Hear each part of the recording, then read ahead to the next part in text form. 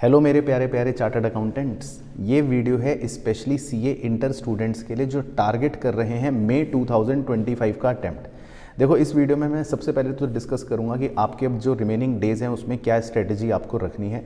Revision का plan भी आपको बताऊंगा, डेली टाइम टेबल भी आपको बताऊंगा, सब्जेक्ट मैनेजमेंट की बात करूंगा और 2-3 लास्ट में दूंगा कुछ स्पेशल टिप्स जो अब आपको ज़रूर ध्यान रखनी चाहिए। तो सबसे पहले तो इस वीडियो को ज़रूर लाइक करके शेयर कर देना अपने सभी सीए इंटर स्टूडेंट्स के साथ और कमेंट करके फिर मुझे बताना अगर आपके मन में कोई भी क्वेश्चन या कोई भी डाउट है तो।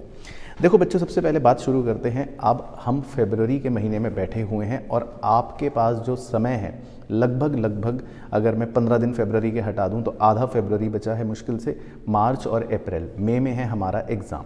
तो सबसे पहले क्या करना है, बड़े ध्यान से सुनना। आप अपने सबसे पहले 8 मई से लेकर 8 अप्रैल तक के जो 60 डेज़ हैं, इन 60 डेज़ को बिल्कुल अलग कर देना। माफ़ कीजिएगा, 60 नहीं 30 डेज़। तो इन 30 डेज़ को आप बिल्कुल अलग कर देना, यानी कि इसके बारे में तो अभी हमें सोचना ही नहीं है, ये तो हो गए अभी काउंटिंग से बाहर। अब इसको अलग करने के बाद जो हमारे पास रिमेनिंग दिन बचते हैं वो लगभग आपके पास बचेंगे टेंटेटिवली 50 दिन। तो 50 डेज़ का टारगेट अगर मैं पकड़ के चलूँ कि आज से लेकर 8 अप्रैल तक अगर आपके पास 50 दिनों का समय शेष है तो इस 50 दिनों में आपका सिर्फ अभी एक टारगेट है कि आपको अपने 6 के 6 सब्जेक्ट्स का जितना हो सके मैक्सिमम पॉसिबल एक्सटेंट तक कोर्स कंप्लीट करना है, एक बार एटलीस्ट। अब देखो, ये आपको खुद डिसाइड करना है कि आपके जो 6 सब्जेक्ट्स हैं उसमें कौन सा सब्जेक्ट सबसे पीछे चल रहा है, कौन सा सब्जेक्ट सबसे आगे है। तो जो आगे है उसको थोड़ा स्लो कर सकते हो, जो पीछे है उसको थोड़ा सा बूस्टअप कर सकते हो। कोशिश है 50 दिनों में आपको कंप्लीट अपना सिलेबस ख़त्म करना है, जो अभी सेकंड पार्ट में बताऊंगा कि कैसे डेली अपना शेड्यूल बना सकते हो। अब 50 दिन डेली आपको कंप्लीट करने के बाद सिलेबस जो 30 दिन सबसे इंपॉर्टेंट है जो अलग रखने हैं, उसमें करना है रिवीजन जो चलेगा 2 राउंड्स में। यानी कि इस पूरे 30 डेज़ को हम 2 पार्ट्स में डिवाइड करेंगे।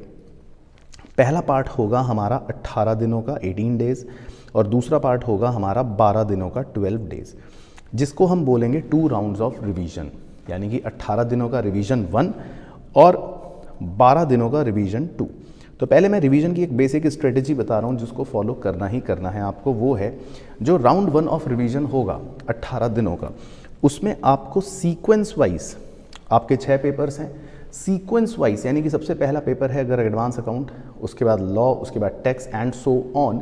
सो सीक्वेंस वाइज आपको रिवीजन करना है, बिल्कुल एग्जैक्ट उसी 6 पेपर के सीक्वेंस में, और जिसमें आपको 3 डेज़ देने हैं पर सब्जेक्ट। यानी कि 18 दिन कैसे रिवीजन होगा, पहले 3 दिन लगातार अकाउंट्स पूरा सिलेबस रिवाइज, अगले 3 दिन पूरा लॉ रिवाइज, अगले 3 दिन पूरा tax revise and so on. तो 18 दिन तक आपका राउंड 1 ऑफ रिवीजन फिनिश हो जाएगा। फिर आपको एक और साइकिल स्टार्ट करनी है रिवीजन की, राउंड 2 की, लेकिन इस बार आपको हर सब्जेक्ट को सिर्फ 2 दिन देने हैं। यानी कि 6 पेपर्स हैं और 2 डेज़ पर सब्जेक्ट रिवीजन राउंड 2। ये हो गए आपके 12 दिन। यानी कि 2 दिन में पूरा अकाउंट्स, फिर 2 दिन में पूरा लॉ, फिर 2 दिन में पूरा टैक्स एंड सो ऑन। 8 मई के बाद मैंने क्योंकि दिन बचे हुए छोड़ दिए हैं, वो आपके ऑब्वियसली जो पहला एग्जाम है उसकी थोड़ी सी प्रिपरेशन के लिए रखे हैं, लेकिन ये 30 डेज़ तो आपको करने हैं बिल्कुल अलग अपने चार्ट में, अपने प्लान में। ठीक है। अब राउंड ऑफ रिवीजन के अंदर जब आप एक ही सब्जेक्ट पढ़ोगे 3 दिन लगातार या 2 दिन लगातार, तो उसमें एक मॉक पेपर इंक्लूड कर लेना। हालांकि ये बात भी मैं बाद में इंपॉर्टेंट लिस्ट में डालूंगा, लेकिन रिवीजन के दिन हो गए अलग। अब मुद्दा आता है कि सर ये बताओ, सबसे बड़ा क्वेश्चन, कि 50 दिनों में आखिर सिलेबस होगा कैसे। तो पहली चीज़ तो ये कि 50 दिनों में सिलेबस बड़ी आसानी से हो जाएगा। मैं आपको एक तरीका बताऊंगा कि कैसे सब्जेक्ट मैनेजमेंट करना है। ज़्यादा मुश्किल नहीं है, सिर्फ आपके मन में कई बार एक हवा होता है, आपको लगता है कि ये मुश्किल है। तो सबसे पहले तो उस मुश्किल को, उस हवे को मन से हटाना है, और मन से हटाने के बाद आप देखोगे कि it is very much possible.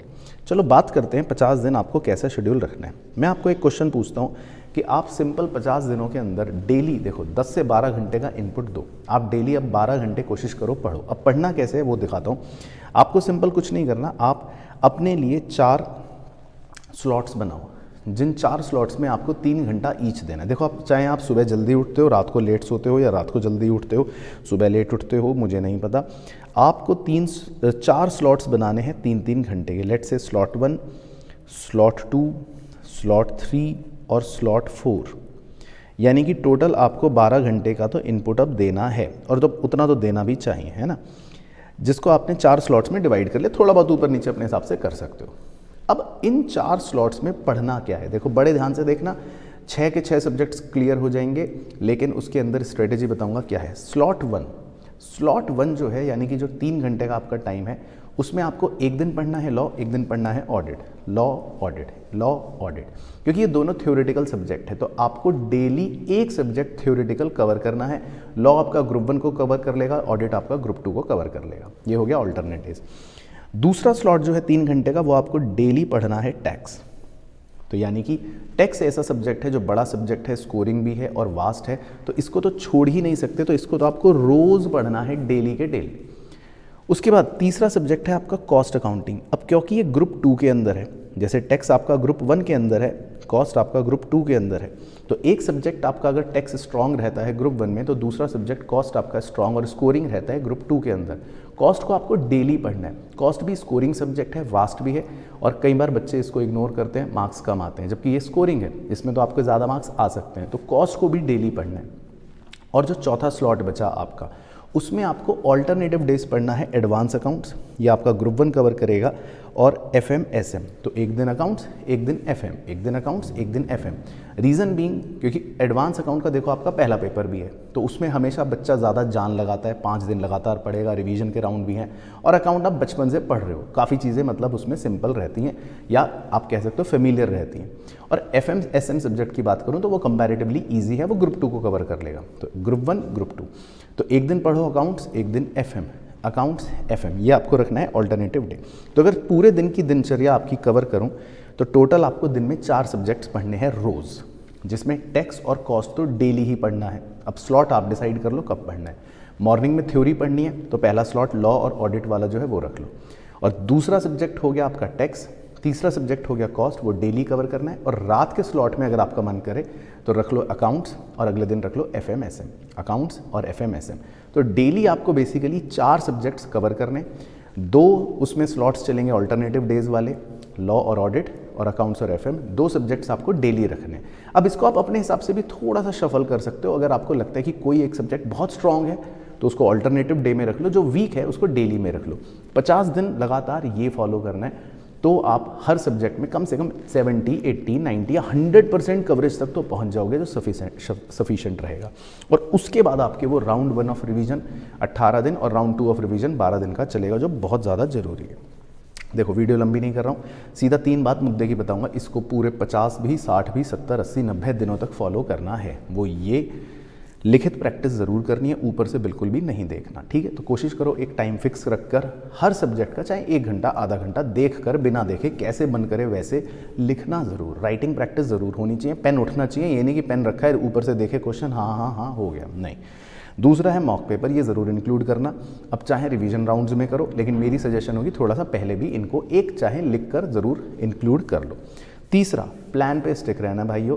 आज जो भी प्लान बनाओ, 2 दिन लगाओ, 4 दिन लगाओ, 10 दिन लगाओ, लेकिन वो प्लान बिल्कुल डे वाइज डिफाइंड होना चाहिए, बिल्कुल 13 मई तक, एक एक दिन, और उस पर स्टिक रहना, क्योंकि एक दिन उसमें छूटा, गड़बड़ हुई तो पूरा प्लान डगमग हो जाएगा। तो stick to the plan, no shortcut, no उसमें कोई भी कोताही बरतनी, तो आपको वो प्लान फॉलो करना ही करना पड़ेगा। That's it for the video, बस तो ये बात कहनी थी। तो देख लो सारी बातें आपकी आंखों के सामने हैं। प्लानर पूरा आपकी आंखों के सामने है, लगभग 80 दिनों का पूरा प्लानर है, divided into 50 days for course, 30 days for revision. 50 दिनों के कोर्स को ऐसे करना है, रोज़ पढ़ने हैं 4 सब्जेक्ट्स, 3 घंटा ईच, 12 घंटे का इनपुट, 6 के 6 सब्जेक्ट्स कवर हो जाएंगे। अपने हिसाब से सब्जेक्ट को मॉड्यूलेट कर सकते हो, जो भी आपको स्ट्रॉन्ग है, जो भी आपको वीक है। और 3 बेसिक बातों का ध्यान रखना है ड्यूरिंग प्रिपरेशन। राइटिंग प्रैक्टिस ज़रूर रखो, मॉक ज़रूर रखो, और भाइयों स्टिक टू द प्लान, ठीक है। वीडियो के नीचे कमेंट करके ज़रूर बताना कि कैसी लगी आपको वीडियो। पसंद आई हो तो शेयर भी ज़रूर कर देना, कोताही मत बरतना। और ऐसी ही इन्फॉर्मेटिव वीडियो लेकर बहुत जल्द दोबारा आऊँगा आपके पास। कृपया हमारे चैनल से जुड़े रहें, इसी तरह अपना प्यार बनाए रखें, और मेरी मनोकामना यही है कि आप अपने एग्ज़ाम में बहुत अच्छे से क्लियर करें। तो मस्त रहें, स्वस्थ रहें, और मिलता हूँ आपसे नेक्स्ट वीडियो में।